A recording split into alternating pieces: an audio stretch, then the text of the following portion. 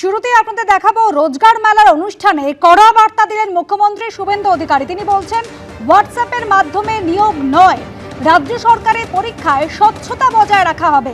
একই সঙ্গে কমানো হবে মৌখিক পরীক্ষার নম্বর। এবার থেকে লিখিত পরীক্ষার নম্বর, শিক্ষাগত যোগ্যতার মূল্যায়ন হবে। কড়া বার্তা দিয়েছেন মুখ্যমন্ত্রী শুভেন্দু অধিকারী। আমরা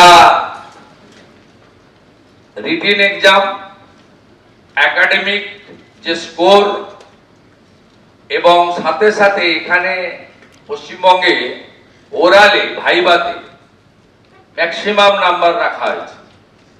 ইটস নট গুড। ভাইভাতে মিনিমাম নাম্বার রাখা উচিত। আমরা চাই স্বচ্ছতার সঙ্গে লিখিত পরীক্ষা। আমরা চাই একাডেমিকের মূল্যায়ন, ইভ্যালুয়েশন। আমরা চাই 100 point roaster, 100% implementation. It's a mandatory as per hour constitution.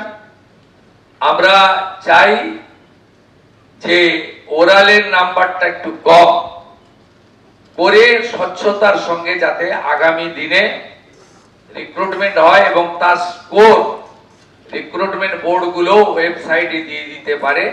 WhatsApp message দিয়ে অ্যাপয়েন্টমেন্ট বা রিক্রুটমেন্ট না হয়। মুখ্যমন্ত্রীর কড়া বার্তা, হোয়াটসঅ্যাপের মাধ্যমে নিয়োগ নয়, রাজ্য সরকারের পরীক্ষায় স্বচ্ছতা বজায় রাখা হবে। মৌখিক পরীক্ষার নম্বর কমানো হবে, লিখিত পরীক্ষার নম্বর, শিক্ষাগত যোগ্যতার মূল্যায়ন হবে। এবার মুখ্যমন্ত্রীর এই বার্তা এবং সেই প্রসঙ্গে চাকরিহারা শিক্ষক সুমন বিশ্বাস কি বলেছেন শোনাবো।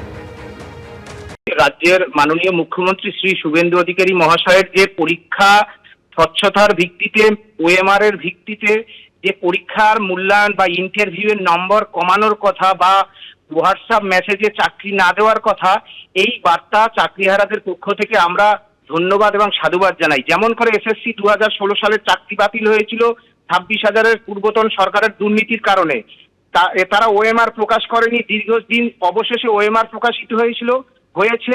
বর্তমান যিনি মুখ্যমন্ত্রী তিনি আমাদের আশ্বাস দিয়েছিলেন সেই ওএমআর এর ভিত্তিতে 2016 সালের বৈধ চাকরিও যেমন ফিরবে, তেমনি এসএলএসটি 2025-এ আপনারা দেখবেন 20 মার্কস রেখেছে ইন্টারভিউ এবং ডেমনস্ট্রেশন।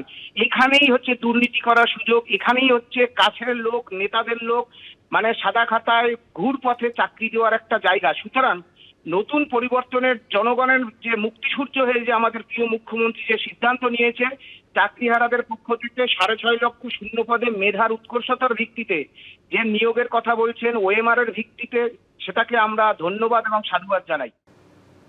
বিজেপি সরকারের নজরে এসআইআর আবহে বিভিন্ন পুরসভা থেকে ইস্যু করা বার্থ সার্টিফিকেট।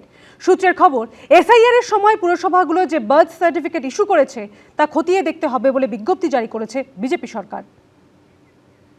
দুর্নীতি কারচুপিতে জিরো টলারেন্স নীতি নিয়েছে শুভেন্দু অধিকারী নেতৃত্বাধীন বিজেপির সরকার। বেনিয়ম দেখলেই তড়িঘড়ি অ্যাকশনে নামছে পুলিশ প্রশাসন। কাটমানি, তোলাবাজি, বেআইনি নির্মাণের পর এবার স্ক্যানারে এসআইআর আবহে বিভিন্ন পুরসভা থেকে ইস্যু করা বার্থ সার্টিফিকেট বা জন্ম শংসাপত্র।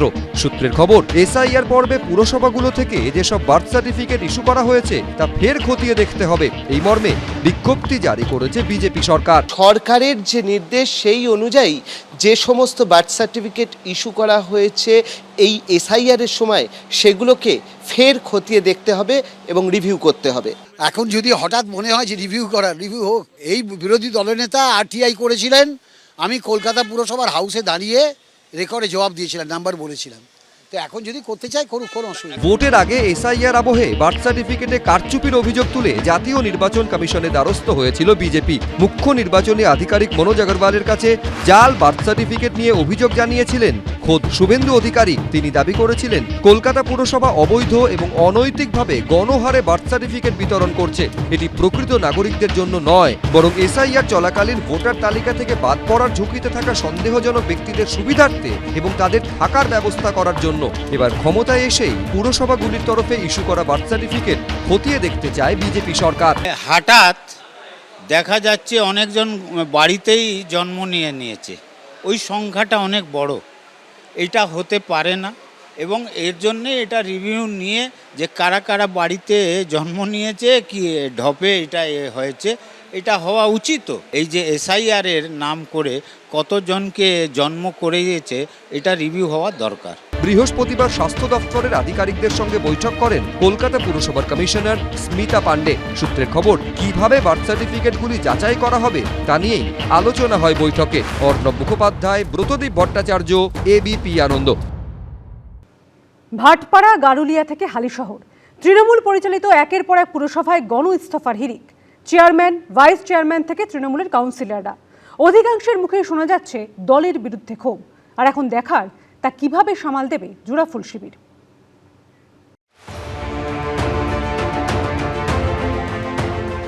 বিধানসভায় বিপর্যয়, আর তার রেশ কি পড়তে চলেছে পুরসভাগুলিতেও? মেয়াদ শেষ হবার আগেই কি ভেঙে পড়বে তৃণমূলের একাধিক পুরসভা? বিভিন্ন পুরসভায় তৃণমূল কাউন্সিলরদের ইস্তফার হিড়িক দেখে উঠছে প্রশ্ন। এবার কি পুরসভা ঘিরেও টেনশনে তৃণমূল? ব্যারাকপুর শিল্পাঞ্চলে তৃণমূল পরিচালিত পুরসভায় ফের গণ ইস্তফার ধাক্কা। উত্তর 24 পরগনার হালি শহরের পর এবার ভাটপাড়া ও গারুলিয়া পুরসভা। শুক্রবার ভাটপাড়া পুরসভায় চেয়ারম্যান, ভাইস চেয়ারম্যান সহ পদত্যাগ করলেন মোট 30 জন তৃণমূল কাউন্সিলর। একই দিনে গারুলিয়া পুরসভার মোট 21 জন কাউন্সিলরের মধ্যে ইস্তফা দিলেন 10 জন তৃণমূল কাউন্সিলর। ভাটপাড়া পৌরসভার কতজন কাউন্সিলর পদত্যাগ করলো ইতিমধ্যে? 2900। আমি রিজাইন করে দিয়েছি, আমি ভাইস চেয়ারম্যান ছিলাম, চেয়ারম্যানও রিজাইন করে দিয়েছি। তখন আমার কাছে আর কোনো অল্টারনেটিভ ওয়ে ছিল না, বিকল্প আর কোনো ছিল না কিছু, সেই জন্য রিজাইন। তারপর আমি চোখের সামনে দেখছি পৌর পরিষেবা পাচ্ছে না লোকেরা, এমপ্লয়িরা মায়না পাচ্ছে না। এ দুর্ভাগ্য যে এরকম একটা পরিস্থিতিতে দলের কোনো সাহায্য পাইনি। আমাদের দল তৃণমূল কেউই পাশে দাঁড়ায়নি। ভাটপাড়া পুরসভা জগদ্দল বিধানসভার অন্তর্গত। এবারের ভোটে এই বিধানসভা প্রায় 21,000 ভোটে তৃণমূলের হাত থেকে ছিনিয়ে নিয়েছে বিজেপি। 30 জন কাউন্সিলর অলরেডি রিজাইন করে দিয়েছে, বাকিরাও ইনক্লুডিং চেয়ারম্যানও রিজাইন করে দিয়েছে। 4 তারিখের পরে যখন রেজাল্ট এসছে তারপর থেকে কোনো কাজ হচ্ছে না। আমাদের অনারেবল মুখ্যমন্ত্রী, ওনার কাছে আমরা রিকোয়েস্ট করব কি তাড়াতাড়ি বোর্ড অফ অ্যাডমিনিস্ট্রেটর বসানো হয়। এদিকে ভাটপাড়া পুরসভায় গণ ইস্তফা কাণ্ডের মধ্যেই সামনে এসেছে দুর্নীতি ইস্যু। তৃণমূল পরিচালিত পুরসভার বিরুদ্ধে মুখ খুলেছেন খোদ ভাইস চেয়ারম্যান। দুর্নীতির খবর আমার কাছেও আছে। দুর্নীতি তো কিছু হয়েছে, যদি দুর্নীতি হয় তার কালির দাগ আমি গায়ে মাখবো না। এমন কোনো মাস যায়নি দলকে জানাইনি, প্রতিটা মাসে দিয়েছি। দুর্ভাগ্য দল সিদ্ধান্ত নিতে দেরি করেছে, সিদ্ধান্তহীনতায় ভুগিয়েছে। নোয়াপাড়া বিধানসভার অন্তর্গত গারুলিয়া পুরসভাতেও তৃণমূলে ভাঙনের একই ছবি। 21 জন কাউন্সিলরের মধ্যে একদিনে 10 জন তৃণমূল কাউন্সিলর ইস্তফা দিয়ে দিয়েছেন, যার মধ্যে রয়েছেন গারুলিয়া পুরসভার ভাইস চেয়ারম্যানও। 21টা ওয়ার্ড আজকে আমাদের রিজাইন করলো হচ্ছে 9 জন। তার মধ্যে প্রথমে হচ্ছে ভাইস চেয়ারম্যান আছে, আমি সহ, আর যে 6-7 জন 8 জন আছে তারা আমরা সোমবারে। এখানে আমাদের পক্ষে ভোট চালানো অসম্ভব হচ্ছে। পৌরসভার জন্য সাংবিধানিক সমস্যা দেখা গেছে। একটা অ্যাডমিনিস্ট্রেটর বসিয়ে যারা অভিজ্ঞ লোক আছেন, সরকার যেটা ঠিক করবে বা সরকার যেটাই ঠিক করুক সেটা আমাদের কোনো অসুবিধা নেই। গত বুধবারই সামনে এসেছে তৃণমূল পরিচালিত হুগলির বাঁশবেড়িয়া পুরসভার সংকট। পুরমন্ত্রী অগ্নিমিত্রা পালের সঙ্গে দেখা করেছেন চেয়ারম্যান। নানারকম মানে হয়ে রয়েছে, দুর্নীতি হয়ে রয়েছে, আর্থিক অসঙ্গতি রয়েছে। ঠিক টাইমে যেগুলো করার কথা সেগুলো ঠিক টাইমে হয়নি, এই আর কি। তো আমরা একটা এনকোয়ারি করব, আমরা অডিট করাবো, সেখান থেকে পরিষ্কার হবে কি আছে না আছে। কোনো জায়গাতে পদত্যাগ করেছে, আর বেশিরভাগ জায়গাতে পদত্যাগ করেনি, কিন্তু তারা আসছেন না। ডিসিশন মেকিং এ যদি লোক না থাকে তাহলে তো পরিষেবা দাঁড়িয়ে যাচ্ছে, পরিষেবা তো দাঁড়াতে পারে না। তাই জন্যই আজকে প্রশাসক বসানো হচ্ছে। যেখানে আমরা দেখবো যে অসুবিধা রয়েছে আমরা প্রশাসক বসাবো।